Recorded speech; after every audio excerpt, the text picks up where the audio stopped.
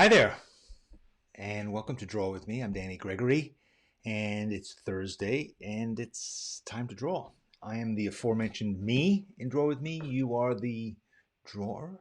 I'm a drawer too. We're all drawers. We're going to draw together. And it's nice to see all of you here.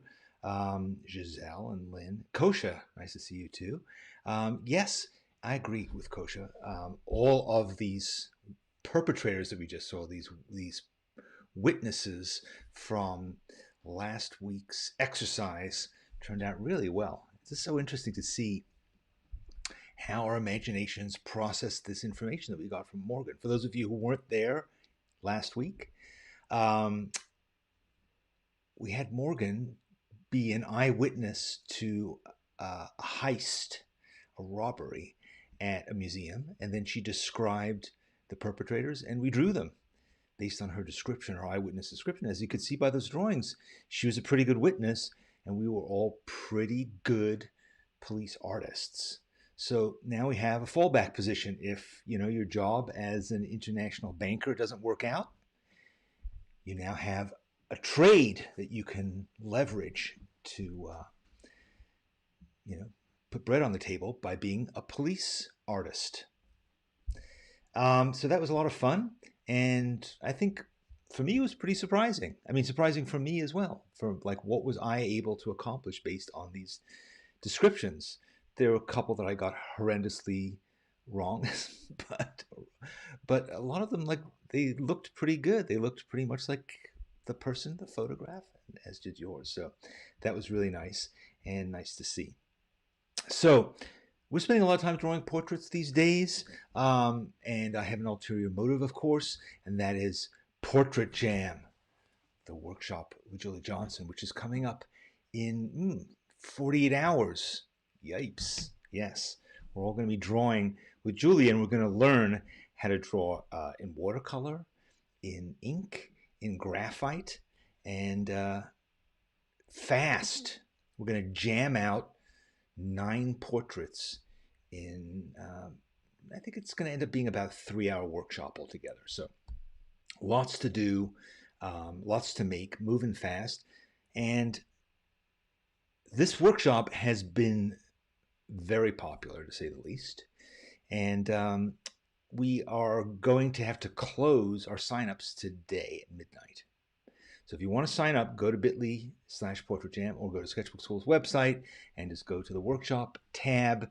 But if you don't do it by midnight, you're out of luck. And of course, if you are a member of Spark Breakthrough or Spark Danny Circle, then you get in for free, but only if you signed up. If you don't sign up, you don't get in. So you know how to do that. You know what the code is. So make sure you sign up, because even if you can't make it, we're recording it all, and you'll be able to watch it when you can. I'm sure by now you say, Saturday morning, dude, I'm out there.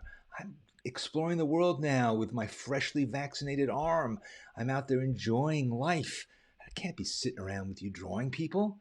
Well, then you can sit around later on and watch the recording. But I would say, hey, now's the time to start boning up on our portrait skills. The last chance we have to do it before we go out in the world and are drawing, sitting in cafe tables, sitting on the steps of museums, sitting in parks, drawing people everywhere. I had somebody say to me the other day, yeah, I'm not really into drawing people. So this probably isn't for me. And I thought, you're not into drawing people? What are you? What kind of a misanthropic, miserable creature are you? You don't want to draw people? Come on. What do you want to draw? Cocker spaniels? Rotting bowls of fruit? Vistas? Star Wars characters? You want to draw people, trust me. People are the most fascinating thing to look at, to draw. We are predisposed to do it. And if you can draw people, you can delight your friends, confound your enemies, and it's definitely a good skill to have. So join us at Portrait Jam with Julie Johnson. She's an amazing teacher. I've told you about her before. She teaches at SCAD. We were talking to her yesterday. She is delightful. She is super pumped about this thing. You can't believe it. She's really, really excited. So she's going to be doing a great job and teaching us a lot. So Chris points out a good point that a lot of people are Star Wars characters. Therefore, You need to be able to draw people, even if they have green faces and pointed ears and trunks and whatever. Draw people. It's the thing to do. What does Betsy say? I would like to work on drawing people. Small, full figures to place in landscapes, seascapes, and cityscapes. Uh-oh, a note. Yes. So that's true. But I think people are more than just things to place in a landscape. Come on. But anyway, yes, at the very least, you should be able to do that. So, and I think once you start drawing people, it's hard to get away from it. You know, a lot of people who draw people who draw people are the luckiest people in the world. So, yes, did I get a carload of letters? I got a boatload of letters. We got a whole bunch of letters, and Morgan has pulled them all from the letters. When Rebecca's asking about letters, is because 2 weeks ago, we worked on making letters, making envelopes and stuff like that. Where's the letter that I wrote? Yes. Okay. God. Here it is. Yes. So we worked on this project. Let me just get rid of this thing. We worked on this project, and a bunch of letters started to come in. I'll be honest, I was going to talk about them today. I think I'm going to wait another week. I just want to absorb them a bit. I want to have some perspective on them. And frankly, right now, we've just dumped them out of the mailbox. So I think I'm going to wait another week. I hope that's not too disappointing. But I think that way we can put them together into a nice presentation to share with you. And I can read them and I can mull them over. And then we can pick something really good. So let's take another week. All right. So Thistle. A misanthropic hermit. I know the feeling. I think we're all tempted to do that. To be curmudgeonly. What's the term? Can't think of the word right now. Let me have some more coffee. I had to get up early this morning because my dog was very anxious to go on a long walk. She's now at the stage where she likes to go for long walks, and we do that. Claire, is there a template for writing me a letter? No. Yes, it begins, Dear Danny, : and it ends with love and kisses, Claire. And whatever happens in between is up to you. So no, there is not a template. In fact, that would obviate the whole purpose of doing that, right? So yes. Where can Evan find the letter thing? Well, you can watch Draw With Me from 2 weeks ago, and you will see it all in there. So yes, and as Sketchbook School is telling us here, it's not too late. If you get it in the mail soon, you may not miss it. So all right, so yes, we'll extend it a little bit longer. So yes, Laura, yes, you can still send me letters. Red Truck Revival, you can still send me letters. And yes. Oh, should I hold this up again? No. Maybe you can just put it into the comments. But because I don't want to spend a huge amount of time holding up this envelope. But here it is, just in case. Send it to me or Morgan or Sketchbook School, whoever you want to send it to. Post Office Box 163153. 163153, Columbus, Ohio. And 43216. 43216. So, Morgan, I think we're going to have to do another run at the mailbox next week because it sounds like there's going to be some last-minute letters coming in. So let's do it. Let's do it. Send me a letter. That would be nice. And I'm going to pick one of the letters randomly because they're all going to be awesome. Not based on merit, all going to be awesome. And I'm going to pick one and send you a little something or other. It'll be nice. So thank you all. I can't. What is it with letter? It's not the letter question mark, but it's the letters that go into an envelope. Here we go. Morgan says, address it to Sketchbook School at that post office box. Well, we can do better than that. We'll put the actual post office box in the comments. We'll also put it, we'll probably put it in this YouTube thing on the bottom at the bottom. So, okay, what else? You know, it's been a while since I've said this, so I'm going to say it now. You can text me. People text me all kinds of things, and I text them. What does it mean for me to text you? It means that you get a message on your telephone your mobile phone that says, something from me. Could be, hey, I drew this today, or it could be, hey, I found this cool thing. I found a couple of really cool things last week that I shared with people in text, and you missed them, but they were pretty cool. And I also like, if you want to, if you're a member of Spark and you want me to remind you that draw things coming up or something else is coming up, I can do that too. So it's just kind of another way of reaching you, and also if you want to text me back, I get all the texts, I read them, I respond to any ones that seem to want response, and I do that. So that's there, and a lot of you do it. Okay. Hi, Brigitte from Germany. Um, nice to see you. Good day. All right, here's one other thing. Every Friday, I write an email essay, dannysessays.com. You can sign up for it. Go to dannysessays.com. It will take you to a page where you can put in your email address so I can tell where to send it to. I don't know where to send it to you otherwise. I'm not a mind reader. A lot of other skills, that's not one of them. But I write an essay about, stuff that's on my mind, inspirational stuff, confessional stuff, all kinds of things. And, you can read it, you can ignore it, you can write back to me. A lot of people do. And that's really nice too. I love to hear from you. So, yeah, so all these things are going on. And, that's enough for one day. All right. Let me prepare myself for the next stage. All right. We're going to do a project now that's going to require your attention. So whatever you have going on around you, stop it. Focus on what I'm about to tell you and what we're about to do. Get some paper. Get yourself a sketchbook. Get yourself a pen or two. I don't think we'll have time to do much more than draw with a pen right now. So I would suggest have a pen.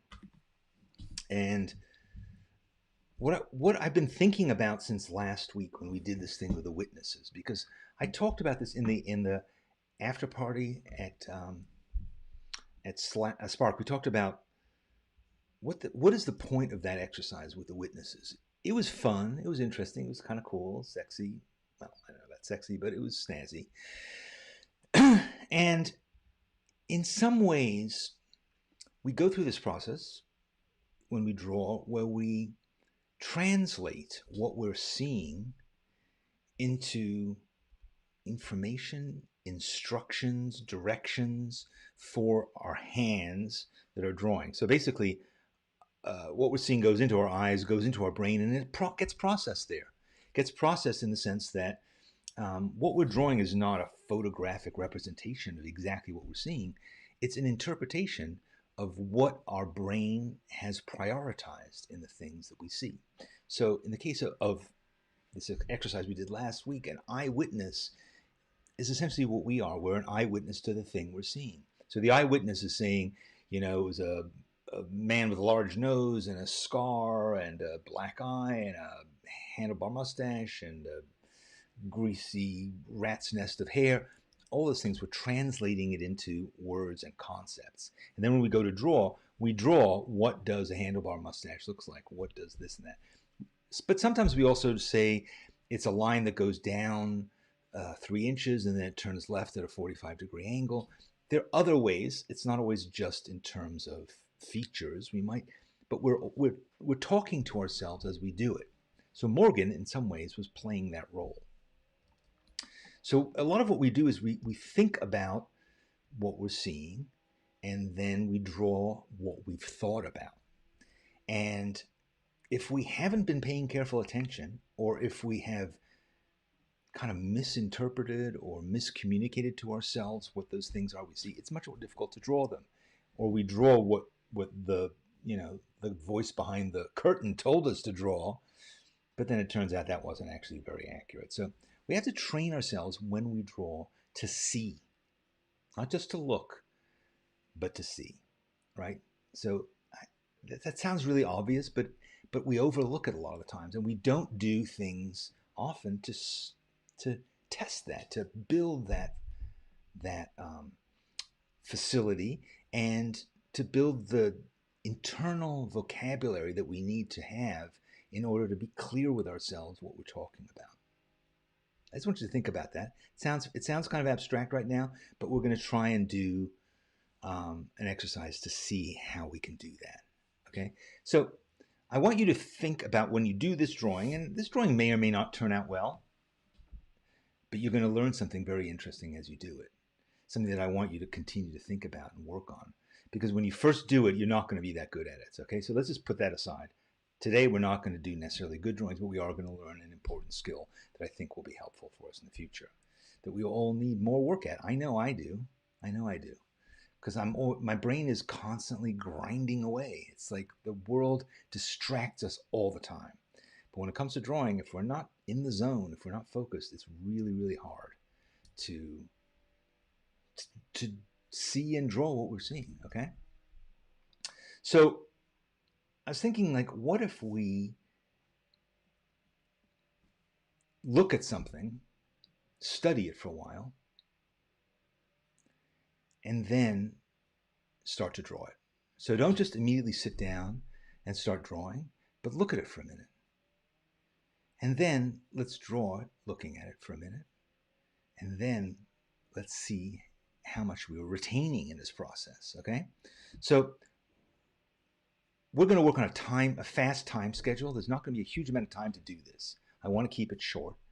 And so if you're drawing and you don't finish, you didn't observe enough, you only observed part of it, just draw that part that you observed. Don't make it up. Don't fill in the parts that you're not sure about yet, okay? You could do that later on, and a lot of times we do. A lot of times we're like, eh. But what's also interesting is when you don't complete everything, your brain, in looking at the picture, does fill it in anyway. Our brains are used to doing that. Our brains will fill in the data that isn't there and will still be satisfied. So it won't look like half a face. It'll look like a face, even though we've only seen half of it, okay? So that's going to be what this will be about. You know, there are other ways of developing this facility. You know, just try making up exercises for yourself about looking that aren't directly about drawing at that minute. So for instance, it's a thing I've tried occasionally, which is drawing without a pen. And I don't mean drawing with a pencil. Drawing without a pen is like you look at something and you go through the action that you would of observing the thing that you're drawing, but you just don't record it. So it's almost like you make something and you never make a print of it. You never print it out of the computer. So you look at it, you let your eye travel around it, you observe the details, you move from one place to another. And normally your hand would be recording that on a piece of paper. And then you would judge, right? Because we always judge. You would judge your observation based on the verisimilitude, the accuracy of your drawing. You would say, okay, that came out well. But this way of doing drawing without a pen, you don't have to worry about that judging part of it. You can just work out. You can just exercise the brain, okay? So would you hold a pen? You can. If it makes you feel better, you can also do that. I've done it like just sitting on a bus looking out the window. You know, sitting, waiting for somebody, and you just kind of go in that zone, and you start saying, okay, I'm going up the left side, I'm turning around the corner, I'm going. It's just go through that part of it, but don't go through this part of it. Just do it occasionally. You know, it's just interesting. Drawing in your head, right? Thistle has said it more simply, drawing with that head. Kosha also says she often draws without a pen. Noticing negative space, right? That's a great point. When you look at something, negative space is the area around it. So if you look at a building, the negative space is perhaps the sky behind it. So look at the sky, don't look at the building. Just look at it and go, try to isolate that as a shape. So we're training ourselves to look as much as we can. Okay, that's enough yammering. Let's try this out. Are you ready? Seriously, it's gonna be fast.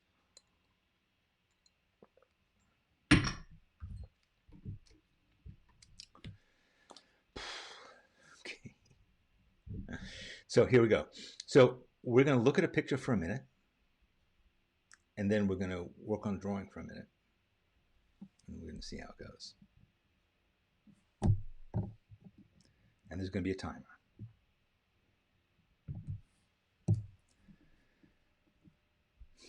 Okay, just calmly look at her face. What do we notice about her? What are the outstanding features? What are the shapes that you notice? Get your pen on your paper. Get ready. You have time to think.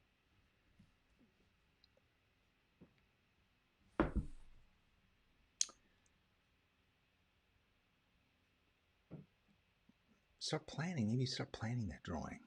Where do you think you're going to place it on the page?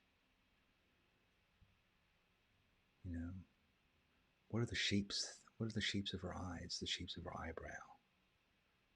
Are you going to draw her teeth? Are you going to draw her dress? Let's see. We've got 2 seconds. Ah, here we go. Whoops, we don't want to see him. He's not supposed to be there. Get out of the way. Sorry.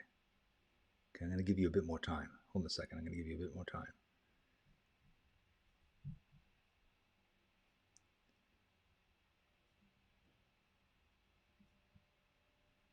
Let me get her back. Sorry. Ah, all right, I screwed this up. It was a very complicated thing to do, and I've done it wrong. Okay, let me start this again. Here we go. Got a minute.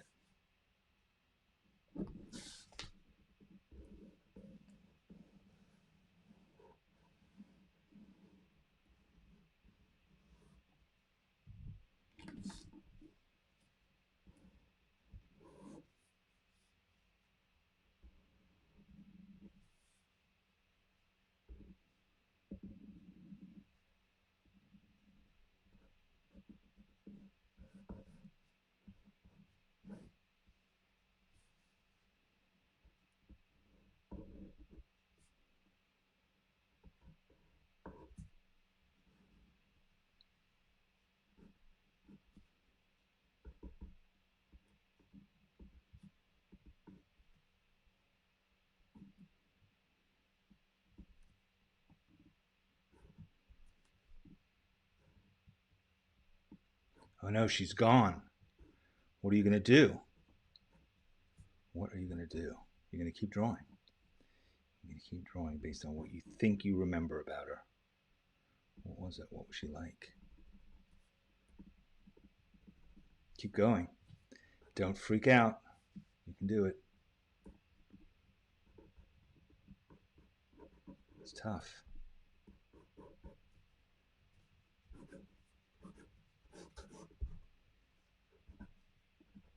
What else do we remember? What was her hair like?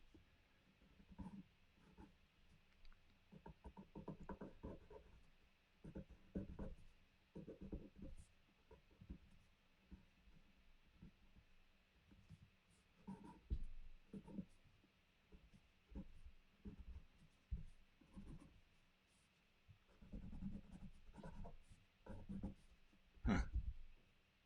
That's it.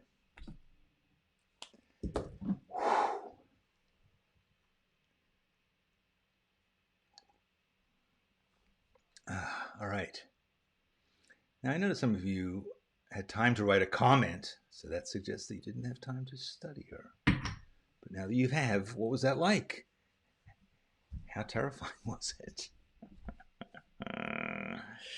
That was pretty awful. And when I drew her, I was like, my God, what happened to the actual pretty girl that I was looking at? It was very difficult. For me, at least, it was. Maybe you saw amazing. Maybe you have like a photographic memory, that like an afterburn. You know, that kind of when you look at something and then you look away and you can still see it. Boy, that would be cool. But yeah, so should we try it again? Karen's first drawing of a human face. All right, Karen, you dove into the deep end. That's good. Congratulations. That was good. You should be drawing more people. Draw people. It's fun. I'm wondering if I should get something fatter. You see, that's my first impulse. I go, let me draw with a fatter pen. That way, that'll be a good excuse for not getting the details right. John Cromer, screen grab. You know, there's one in every crowd. Do not screen grab her. That's not the point. If you want to draw her, I will be glad to email you the picture and you can draw her. But concentrate on. Francesca says, I concentrate on the shape of the face and the details. Yes. It's difficult to concentrate on both, I would say. You know, is there a way of doing an abstraction? Let's see. All right. Let's see if we can do this again.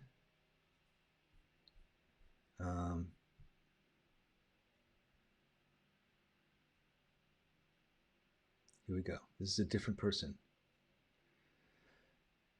Okay. All right. Let's have a look at him.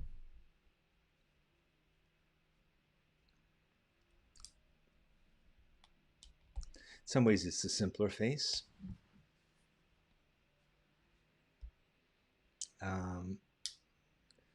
You know, there's very definite shapes that I see in his face.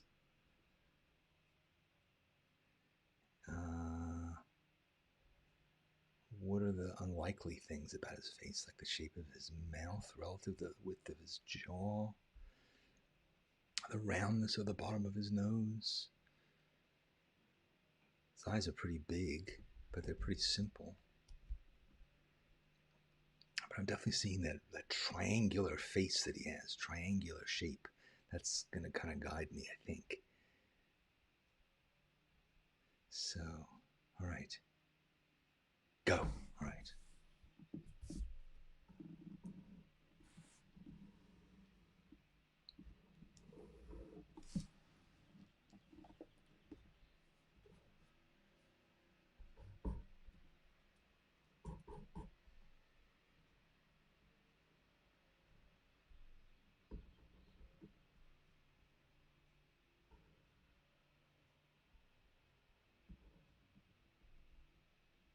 Yeah, to me, it's all about the shape of his eyes. I thought it was about the shape of his face, but I'm not feeling it now.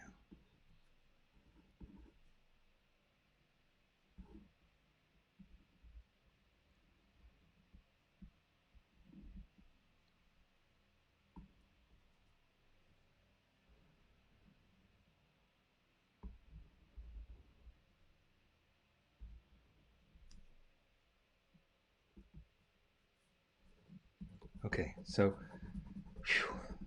I don't even can't quite remember where his ears were like. I know he was wearing a black t-shirt. The shape of his hair was a bit less distinct just because of the dark background. There was a lot of reflection in his eyes, so I'm kind of screwing it up by doing that. But I don't really remember his ears, but I do remember that the roundness of the bottom of his nose, and then this is actually the bridge of his nose is kind of actually narrow, and then his eyebrows were very arched. They were very cleanly shaped, as I remember.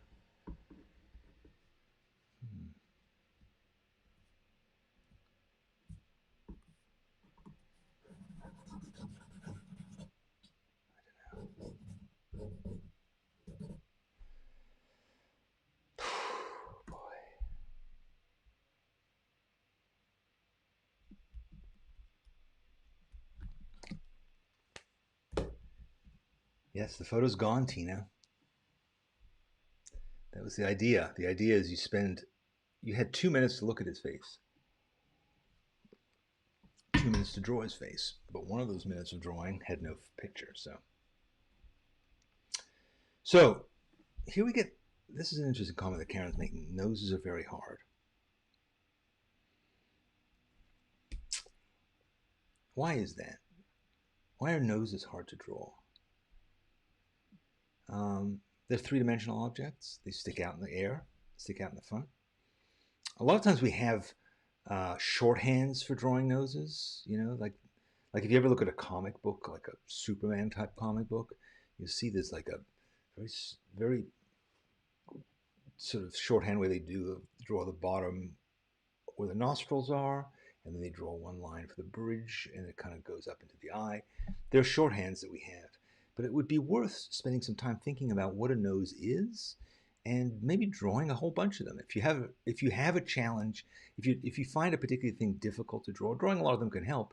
But here's another thing to think about: noses. There's nothing magical about a nose, right? It doesn't have properties that are different from any other three-dimensional object or shape. It's simply something that we need to slow down and look at. So um, they don't have outlines like eyes or mouths. That's true. Catherine points out they don't have outlines, right? In other words, our eyes have dark lines around them a lot of times. Our noses tend to be, there might be a shadow underneath it, but then they and that you might see the bridge of the nose might have some definition, but then this part, like where does it end?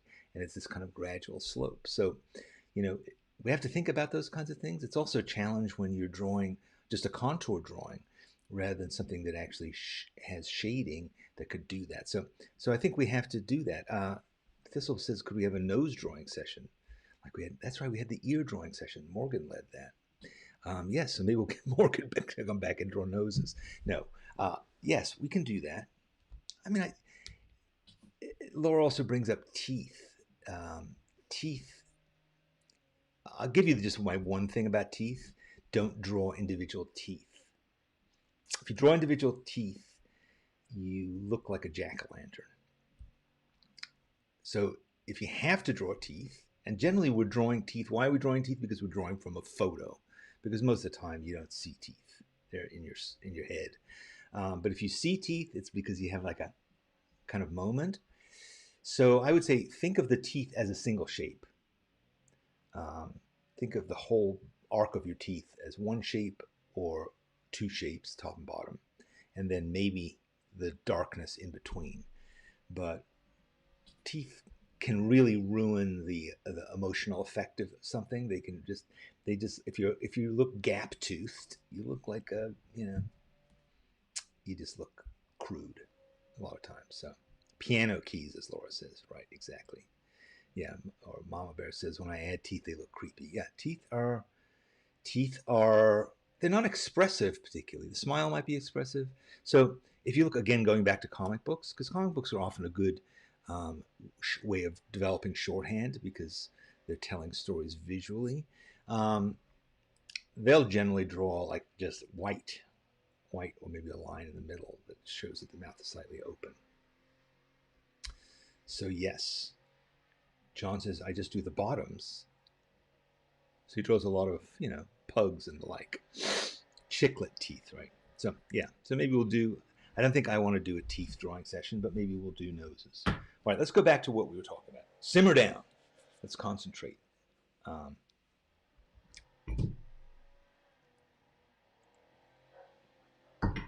We've got another person to draw, another person to observe, and then to draw. But what I'd like to also ask you to think about is, what are we actually trying to figure out ways of drawing bits of faces, like shorthands? Or are we trying to capture the individuality of every face that we draw, and therefore maybe drawing it in a way that sort of assumes that we've never seen a face before? Is it possible? Or is it that we want to take our standard vocabulary of face drawing bits and just make adaptations, variations for a particular person's face? So I draw noses this way. This guy has a big nose, so let me draw the way I draw noses, but make it bigger. You see that can be problematic. Instead, what I suppose is it would be better to try and see a face as a thing, as an object, and not two eyes, a nose, and a mouth, and ears and hair, but to see it as just a thing, just like you would draw a bagel or a pair of shoes or a schnauzer or a Venetian ruin. Draw what you see. Okay. Let us. Am I your mother? I don't know. Unlikely. All right, so we have some conversation about drawing people upside down. We have drawn people upside down, but again today, let's get back to what we're trying to do. Maybe this is a failed experiment. Maybe the fact that we're going off the path means that it isn't really working, but I'd like to suggest that it can.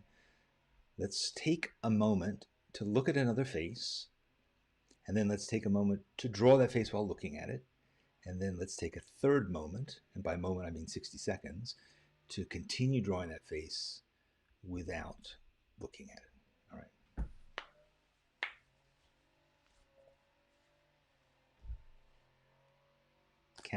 Uncapping pen. Limbering up. Here we go.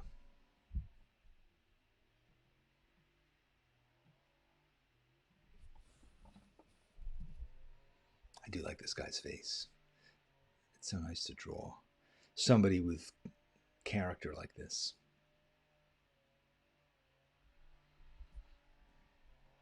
There's a nose. That's what we call a nose in the business. Yeah. It's not a lot of time to draw him. I'd like to keep looking at him. I may have to keep drawing this guy later on because, man, that's a good face.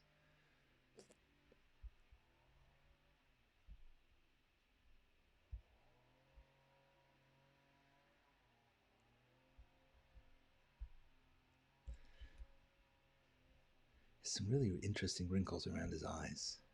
And that nose, it's like a potato. And then he has a kind of a couple of warts on him as well, just to make it even more interesting. And a reasonably full head of hair. Goes in lots of different directions. It's a good face. Here we go. Good God.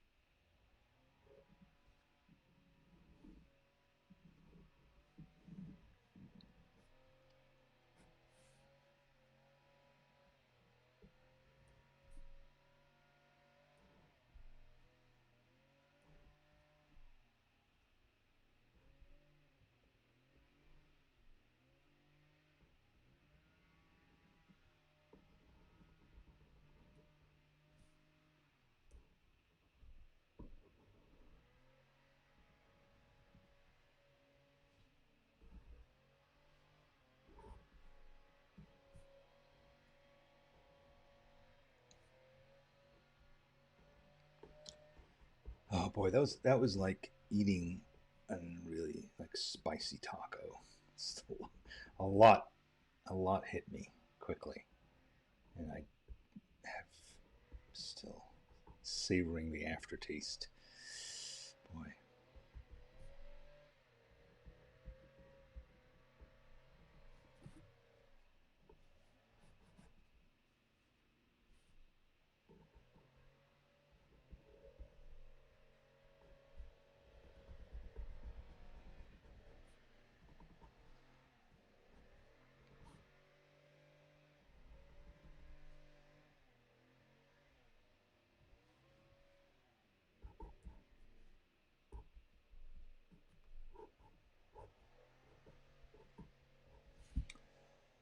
Oh, come on.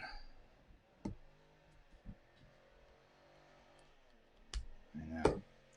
I agree with Jen. She says I needed at least 2 more minutes to enjoy that face. I'm tempted to bring him back. Maybe we'll look at him again in the after party. Do it again. That was a tough one though, but that was just a really good face. I was pleased with that. So all right. So maybe a minute isn't long enough. Maybe we need more time. Yeah, it's difficult. It's difficult. I agree with Thistle that it was hard because here's what we're doing. We're reading information. It's like reading a magazine article, a long magazine article, and you're like, do I skim it? Hey, can I borrow your paper for 1 minute? Oh my God, this is a really interesting article. Oh God, I have to give it back to you. So we're skimming and we're trying to like pull out information, but a lot of times, it's not organized in a way that we necessarily know what matters. We have to kind of orient ourselves around it. Like, what are going to be the things that I really, really need to know from this? How am I going to grab those? What's the point of doing this fast? Why do this in a minute or 2 minutes? Why not take 10 minutes? Maybe that's the problem, is doing it fast. Well, there's a couple reasons why we should do it fast, which isn't to say we shouldn't also do it slow. But I think when we do it fast, the leaf blowers, oh my God. So when we do it fast, we're really focused. There's no time for distraction. So therefore, there's no time for distraction like leaf blowers. So you're really focused. You're absorbing a lot of information. You're also only picking up highlights. Like, you can't get bogged down in the details. I think we've all seen these drawings that people labor over. I'm going to do a drawing of, I don't know, Brad Pitt, and I'm going to spend an awful lot of time drawing it. So it's really, really good, and I'm going to trace bits of it, and I'm going to go back to it. I'm going to work on it for months. You've seen drawings like that. They're like, it's like teenagers with lots of time on their hands are doing. And, I think it is not necessarily a good drawing. I don't know. I think a lot of times it feels stodgy, cramped, overworked, because you have to decide. Yes, you may want to put in all the details, but you still have to have balance. It can't be about a description of everything with no prioritization. You have to still tell a story. And the story is, look at this man. He is weather beaten. He is strong. He is an individual. He is ugly and yet beautifully powerful. Like, that may be the story we want to tell. So what are the elements that we need to tell that story? And it can't just be, I'm going to just draw every, thread in his shirt. That's not the point. The point is not to create the photograph, it's to create the impression. And that impression is often reductive. So how do we train ourselves to reduce? To what are the elements that actually make it the thing, that make it tell that story?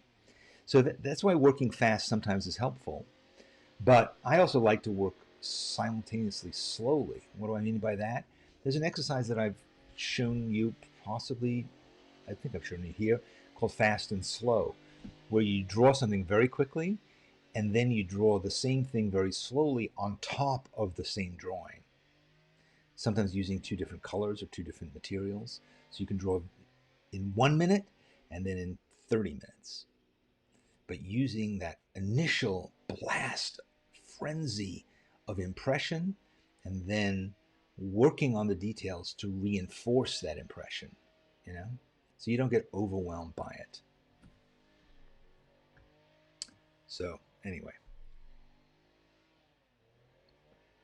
if you've never seen that exercise, it means you've never taken our class called Seeing.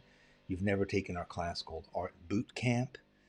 And I pity you, because there's a huge hole in your life, which can be filled by going to sketchbookschool.com and signing up for either one of them. All right. That is that for today, because that was exhausting. It was tough. It's a thing I've been thinking about. Let me just say one more thing. Drawing is a physical exercise, a physical activity. And it takes focus, it takes intensity, it takes, mental energy, it takes some physical energy. There's a lot of things that go into drawing that we take for granted. And particularly when you are starting to draw, you're not that experienced in drawing, you're out of shape. I'm out of shape now. I'm going back to the gym after a year. I'm really out of shape. And it's hard to do things that I used to be able to do. It's hard to do things that I see other people around me doing and go like, well, how come he's able to do that and I can't do it? I must have no talent. I must suck. We're out of shape. So we need to work at it. And doing something like this today is intense. It's you need to be at the top of your game in doing it and really focus. So you might only be able to do it for a few minutes. A lot of times we'll go out and we'll draw something. Like say you go and do urban sketching, you sit down, there's like a big elaborate street scene, lots of buildings and people and cars and stuff.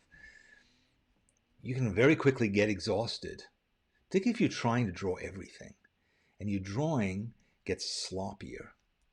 Your perspective, your observational skills, your handling of the media, all those things break down because you're tired, because you can't sustain that level of intensity. So you have to think about that. How do you pace yourself? And different people have different speeds, natural speeds, but also developed speeds. So those are all things that we have to acknowledge to ourselves and work on, figure out, how do I get better at this? How do I do it for longer? The fact that you can't do it today, for those of you who are just drawing faces for the first time, yipers. Don't worry about it. You weren't meant to do it well today, but you did dive in. And the funny thing is, like many physical activities, your acceleration curve is pretty extreme at the beginning. You're going to get a lot better pretty quickly, and then you're going to plateau. And then something will happen, and you'll get a bit better, and then you'll keep getting better. It takes a long time, and you work on it for a long time, but there's pleasure in the work. There's pleasure in the learning, in the development. So the fact that it's a long journey, it's a beautiful journey. It's a wonderful journey through lots of fascinating experiences. And we have the rest of our lives to go on that journey together. So, well, hopefully together. So keep working at it. Keep trying things like this. Push yourself. Come back next Thursday. Let's do this some more. I was going to say, if you want to share what you did today, by all means, put it on social media. Maybe not. If you want to, you can, of course. But yeah. Speaking of developments, yes, this pug is developing a lot. This pug does not like the leaf blowers. No, she does not like these leaf blowers. But she is developing and growing and learning and getting bigger paws. And her teeth are sharper. Are your teeth sharper? Yeah, look at those teeth. A lot of teeth. Anyway, so if you'd like to share what you did, put it on social media with hashtag SBS Draw With Me. I think next week I probably won't be showing them, though. I think we'll show the letters instead. So don't worry about that. But, I think this is today was about exercising. You don't necessarily need to share it. You're tired? I know. It's exhausting. And you don't even have hands to draw with. I know. All right, guys, thank you. For those of you in Spark, I will see you in the after party, and we'll continue with this exercise. For the rest of you, I'll see you next Thursday. And again, if you'd like to get my email tomorrow, please sign up. Let me just put that up again. Let's get rid of this. And I'll see you then. Thank you, and